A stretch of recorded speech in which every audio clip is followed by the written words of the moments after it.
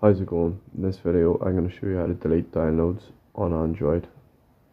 So if you need some room on your phone, then deleting some downloads is a good way to do it. So you want to come to the search bar and open up the My Files app. So it might be called My Files, or it might be called simply just Files. So open that up, and then here you can come to downloads,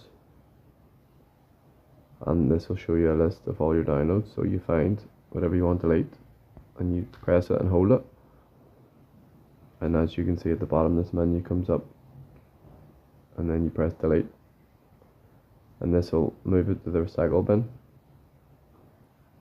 So what you want to do now is press back and then scroll down to find your recycle bin, and then this will show you a list of all the items in your recycle bin.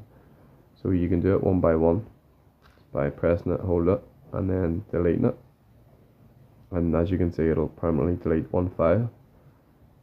Or if you want to delete everything, you would press and hold one item, and then in the top left, as you can see, there is an all button, and that'll select all items and delete them. So we'll press delete all, and that's how you delete downloads on Android. Thank you for watching.